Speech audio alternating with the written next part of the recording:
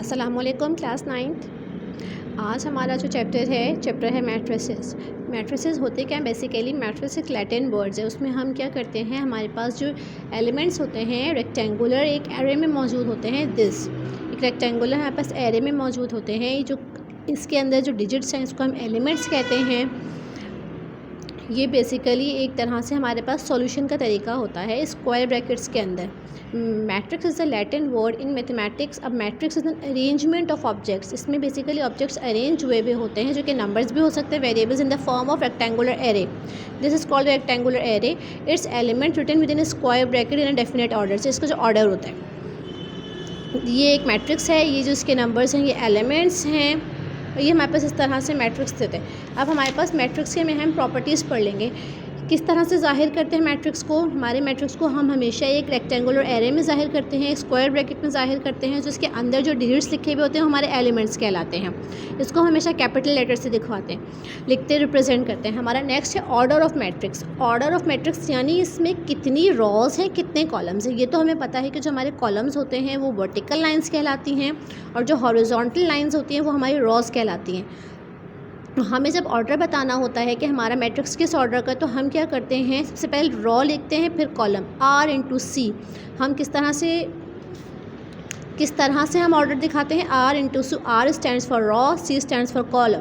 तो हमारा इसका ऑर्डर क्या हो गया, कितनी रॉज है इसमें 2, और कॉलम्स कितने 2। तो ये हमारा मैट्रिक्स क्या ऑर्डर हो गया 2/2।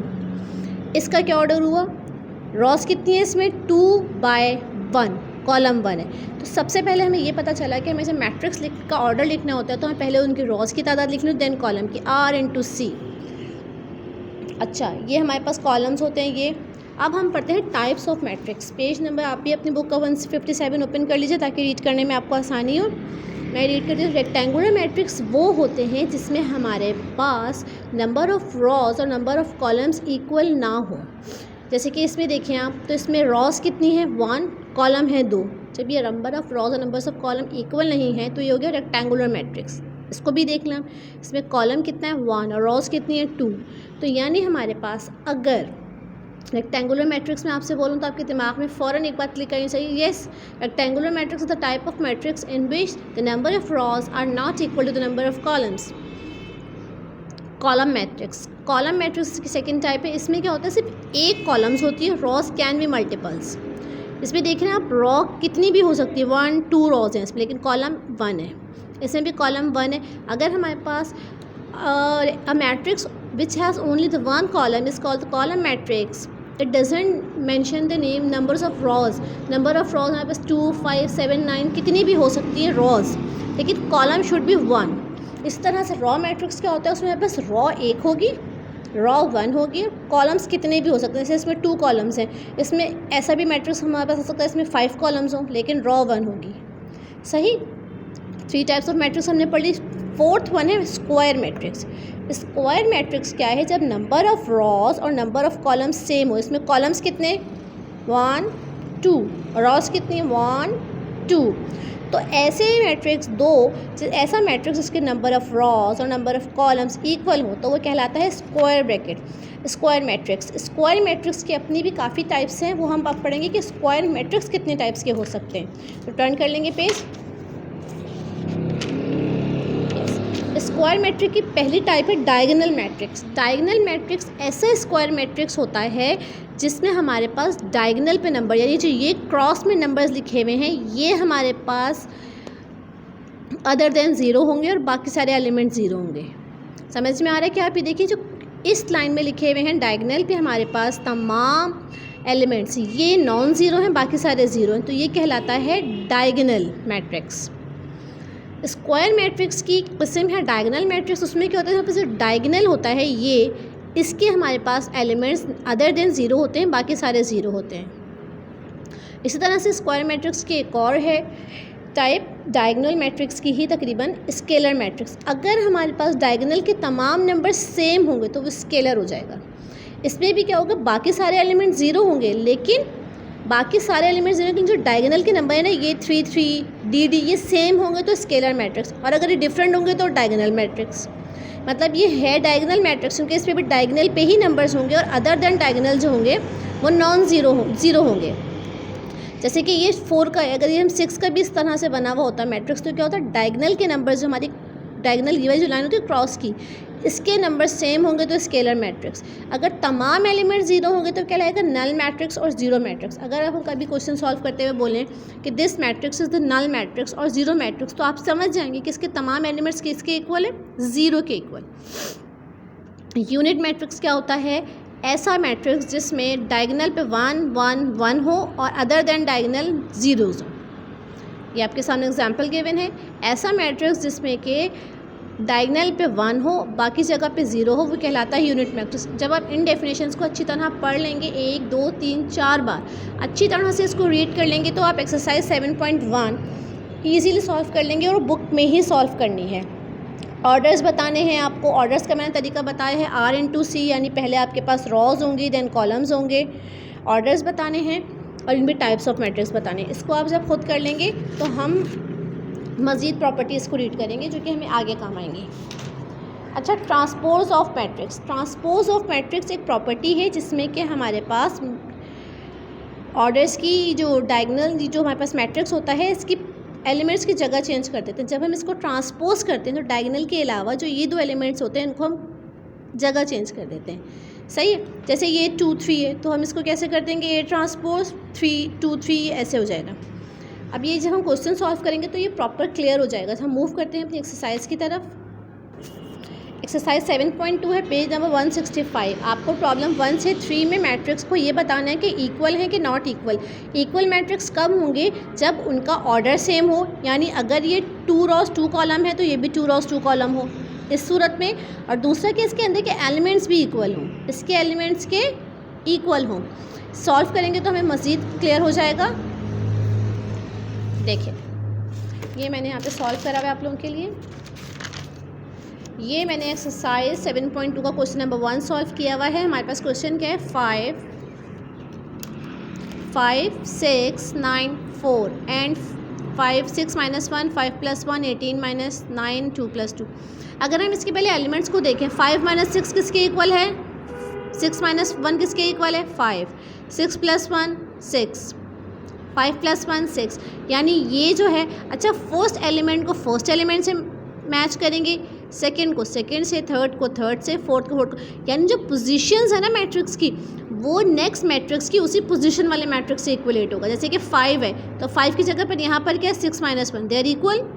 यहाँ पर 5 + 1 है तो इधर यहाँ पर क्या है, 6 + 6 तो ये इक्वल होगा। 9 की जगह पर यहाँ पर क्या है, 18 - 9 इक्वल। 4 की जगह पे क्या है, 2 + 2। तो ये हमारा मैट्रिक्स इक्वल मैट्रिक्स है। क्यों है, तो हमने इसमें रीज़न दे दिया, the matrix are equal because the order and the corresponding value of each elements are equal to each value. यानी एक तो इनका ऑर्डर सेम है। इसका ऑर्डर क्या है, कितने रॉज है इसमें, 2 और कॉलम कितने, 2, तो ये 2/2 का ऑर्डर है। इसका ऑर्डर कितना है, 2 rows and 2 columns. Orders are same. First हमने बता दिया इनके ऑर्डर्स सेम है। ऑर्डर्स आप भी पेंसिल से लिखिएगा इस तरह छोटा सा, तो ऑर्डर्स इसके सेम है। दूसरे की इसे कॉरस्पॉन्डिंग जो एलिमेंट्स हैं, जैसे कि ये एलिमेंट इसके इक्वल है, ये एलिमेंट इसके इक्वल, ये एलिमेंट इसके इक्वल। इसी तरह से ये एलिमेंट इक्वल नहीं होंगे, इसका ऑर्डर क्या हो गया, इसमें रॉस कितनी है, 2 और कॉलम कितना है, 1। ये आपने इसका ऑर्डर लिख दिया, जो कि इसका ऑर्डर क्या लिख दिया, इसकी रॉस कितनी है, 1 और कॉलम कितना है, 2। ये हमारे पास कॉलम्स की लाइन होती हैं और ये हमारे पास रॉस की लाइन होती है। These are not equal. This is not equal matrix. The order is not same and the corresponding value of each element is not equal to each value. ये आपको आंसर लिखना है। इसके बाद थर्ड पार्ट दिए हुए हैं। थर्ड पार्ट में क्या है, 5 + 2। हमने इसी पोजीशन पे अगले मैट्रिक्स पे जो हमारे पास था 7 इक्वल है। 13 11 + 2 सेम 19 9 + 6। एक मिनट मैं कॉपी से चेक कर लूँ एक दफ़ा। 9 + 10, अच्छा यहाँ पे 10 है, सॉरी। 9 + 10 19, 7 + 7 - 1 6, ये 6 है। अगर हमने इसको गौर से देखा तो इसकी वैल्यूज़ तो सेम है। अब हमने उसका ऑर्डर चेक किया। इसका ऑर्डर क्या है, 2 रॉज 2 कॉलम, 2/2। इसका ऑर्डर क्या है, 2/2। तो ये मैट्रिक्स तो इक्वल है। After performing addition and subtraction we get the same order and the same value of the corresponding elements which are same. सही है, इसको इस तरह से कर लेंगे। अच्छा, ये चाहे आप ना बनाइएगा लेकिन ऑर्डर पेंसिल से लिख लीजिएगा। क्वेश्चन बुक से 6 और 10 क्लीन कर लिए। Question number 4, determine the values, book आपके सामने खुलेगी, मैं क्वेश्चन रीड कर रही हूँ। Determine the values of x y to make that matrix equation true. ये हमें मैट्रिक्स इक्वेशन में गिवन है 3y is equal to x 7। यही क्वेश्चन गिवन है 3y(x - 7। मैंने आपको कहा था जब हमारे पास फर्स्ट वैल्यू होती है वो उसी के कॉरस्पॉन्डिंग कौन सी वैल्यू है x को हमने 3 के इक्वल कर दिया और y को हमने 7 के इक्वल कर दिया, तो हमारे पास x की वैल्यू आ गई 3, y की आ गई 7। अगला क्वेश्चन है हमारे पास -2.2x 0.3y 5 6 2 3 6 - 1 2 4। अब मैंने इसको सॉल्व कर दिया, इसकी नीड नहीं लेकिन हमने कर लिया ताकि हमें देखने में सिंपल लगे। अब इस पोजीशन पे हमारे पास इधर क्या नंबर है 2, तो इसको हमने 2 से इक्वेट करा दिया, इसको हमने 3 से इक्वेट करा दिया।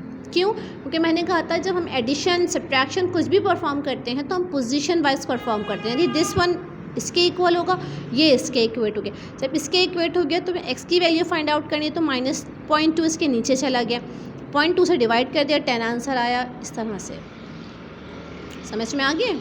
Question number 4। अच्छा क्वेश्चन नंबर 5, क्वेश्चन नंबर 5 आप लोग खुद कर लीजिएगा, बहुत आसान है। 6 में करा देती हूँ, बल्कि 5 भी मैंने करा दिया, 4 मैंने करा दिया, 5 6 भी मैं करा देती हूँ। 6 भी बहुत आसान क्वेश्चन है। हमारे पास इस जगह पर जहाँ पे हमारे पास y है और x है, इसकी पोजीशन किससे मैच होगी? इस वाले से इक्वेट कराएंगे, इसको हम करा देंगे इससे इक्वेट। इस तरह से कर दिया, सॉल्व आ गया। 7 में क्या क्वेश्चन था हमारा? 7 को क्वेश्चन रीड कर रही हूँ मैं, बुक अपने सामने ओपन रखिएगा। Simplify if possible. सिंप्लीफाई हमें क्या करना है? सब्ट्रैक्शन करनी है अगर हमारे पास पॉसिबल हो। सब्ट्रैक्शन के लिए हम सबसे पहले ऑर्डर चेक करते हैं। अगर हमारे पास मैट्रिक्स का ऑर्डर सेम होगा तो ही सिंप्लीफाई सब्ट्रैक्ट हो पाएगा। अगर आप देखें तो क्वेश्चन नंबर 7 और 8 में ऑर्डर्स नहीं है सेम, इसीलिए आप यही आंसर लिखेंगे। The subtraction is not possible because order of matrix are not equal. 7 और 8 में सेम, यही आपको लाइन लिखनी है। 9 को सब्ट्रैक्शन करना है, किस तरह से करना है? फर्स्ट डिजिट सब्ट्रैक्ट होगा, फर्स्ट डिजिट से दिस वन, ये होगा 0.99 से 0.446 से। मैट्रिक्स में हमारा रूल के जब भी हम एडिशन सब्ट्रैक्शन करेंगे तो ये अपने पोजीशंस मैट्रिक्स पे जाएंगे। इस पोजीशन पे यहाँ पे कौन सा मैट्रिक्स है? 2, तो इसको 2 से सब्ट्रैक्ट करा देंगे। इस पोजीशन पे यहाँ पे कौन सा मैट्रिक्स है? 4, तो इससे सब्ट्रैक्ट होगा। इस पोजीशन पे यहाँ पे कौन सा मैट्रिक्स है? 9, तो ये आपस में सॉल्व होंगे। इस तरह से समझ में आ गया। 0.7 में से 2 माइनस किए, ये कैलकुलेटर से भी कर सकते हैं, नॉर्मली भी कर सकते हैं, साइन बड़े की लगेगी। ये हमारा आंसर आ गया। हमारा नेक्स्ट क्वेश्चन है एडिटिव इन्वर्स। 11 के ऑनवर्ड 11 12 13 14 हमें एडिटिव इन्वर्स बताने हैं। एडिटिव इन्वर्स क्या होगा? एडिटिव इन्वर्स में हम साइन माइनस से मल्टीप्लाई कर देंगे पूरे ब्रैकेट को, यानी साइन चेंज कर देंगे। इसमें हमारा क्वेश्चन क्या था? 5 -5 -5 -5। इसमें जो साइन चेंज, ये 3 माइनस में थे प्लस में हो गए और ये प्लस में था माइनस में हो गया। इस तरह से ये अब इसके 13 14 आप खुद कर लें, क्योंकि इसमें सिर्फ साइन चेंज करनी होती है। एडिटिव इन्वर्स में आपको पूरे ब्रैकेट को माइनस से मल्टीप्लाई करना है, यानी उसकी साइन चेंज कर देनी है। अच्छा क्वेश्चन नंबर 15 थोड़ा लेंथी है, वो समझ लें। हमारे पास एक मैट्रिक्स गिवन है x, एक है y, एक है z। जब हमारे पास ये 3 मैट्रिक्स गिवन है और हमसे कहा गया x + y + z, x + y + z, x + z + y, इसको हमें सॉल्व करना है। तो सबसे पहले हम इस पोर्शन को लेकर चलेंगे, इस पोर्शन को x + y + z, x + y + z। सबसे पहले हम ये सॉल्व करें, तो हमने इसकी हेडिंग डाल दी। ये वाला पोर्शन सबसे पहले सॉल्व हो रहा है यहाँ पर। अब हम इसमें सबसे पहले x + y को सॉल्व करेंगे। ब्रैकेट के अंदर जो चीज़ होती है पहले सॉल्व कर लिया, x + y। जैसे हमने सब्ट्रैक्शन में किया था ना, यूनिट को हमने पोजीशन से मैट्रिक एलिमेंट पोजीशन एलिमेंट्स, यानी -6 किससे होगा? 12 से ऐड होगा, 8 किससे होगा? 13 से, -7 होगा 14 से ऐड, और 12 होगा 15 से ऐड। इसको हमने जब ऐड कर दिया तो हमारा आंसर ये आया। इसको हमने बना दिया 1। अच्छा अब हमें ऊपर क्या सॉल्व करना है? x + y + z। ये हमने क्या कैलकुलेट किया? सिर्फ x + y। हमें ये पूरी चीज़ सॉल्व करनी है। अभी हमने x + y सॉल्व किया, अब हमने इसी में ही z को प्लस करा देंगे, यानी x + y तो हमारा ये आ गया और z को हमने साथ में प्लस करा दिया ये, तो ये हमारा आंसर बन गया।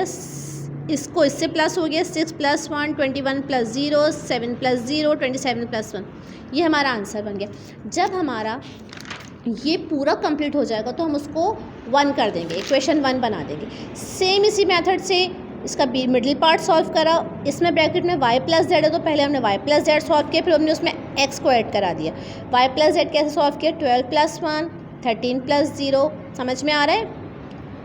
बिल्कुल वही काम किया है हमने, इनको ऐड करा दिया। जब ये ऐड होगा तो हमने x y प्लस जेड तो आ गया, ये ऐड करके आ गया। हमने इसमें अब मज़ीद क्या ऐड करना है, x, मज़ीद हमने उसको x से ऐड कर दिया तो हमारा आंसर आ गया ये। जब मैंने कहा था हमारी पूरी साइड सॉल्व हो जाएगी तो हम इसको आंसर इक्वेशन 2 बना देंगे।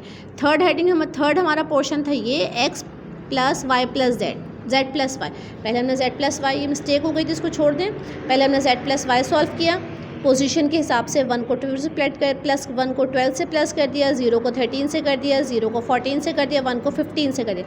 ये ऐड हो गया z प्लस वाई। तो हमें मज़ीद इसमें क्या ऐड करना है, x। जब हमने x को ऐड करा तो हमारा आंसर क्या आया, दिस वन। अगर हम इक्वेशन 1, 2 और 3 को देखें, इक्वेशन 1 ये रही मेरी, इक्वेशन 2 ये रही मेरी, और इक्वेशन 3 को जब हम देखें तो हमें ये पता चल गया ये इक्वल है। जब हम ये सॉल्व कर लेंगे तो आप इसके साथ क्वेश्चन नंबर जो इसका लास्ट है 16 भी आसानी सॉल्व कर लेंगे। इस तरह से हमारी एक्सरसाइज 7.1 और 7.2 डन हो गई है। अच्छा स्टूडेंट्स, मुझे मैंने चैप्टर 6 आपको करा दिया था, वो स्किप्ड है आपका, तो वो छोड़ दीजिएगा, वो काम कॉपी डाउन मत करिएगा। और अगर आपने कर लिया है कॉपी डाउन तो पेज मत फाड़िएगा, क्रॉस नहीं करिएगा, उसको पेंसिल से सिर्फ एक लाइन क्रॉस कर दीजिएगा, सही है? Don't tear the pages, don't mess your copy, please neat and clean काम करेंगे आप लोग। जैसे कि मैं तो एक ही पेन से कर लेती हूँ, प्लीज़ सॉल्यूशन की हेडिंग डाल के क्वेश्चन ब्लैक से करके, इस तरह मैं तो एक ही पेन से इसलिए करती हूँ कि ब्लैक ज़्यादा विजिबल होता है। समझ में आ रहा है? और भी कोई प्रॉब्लम हो तो यू कैन टॉक, आप बात करके मैसेज करके मैं सामने से पूछते हुए मुझे कन्वे कर देंगी, ठीक है स्टूडेंट्स? Thank you. इसके बाद फिर नेक्स्ट वीडियो में हम इंशाल्लाह इसके आगे के चैप्टर्स करेंगे, आगे की एक्सरसाइज। Thank you class 9।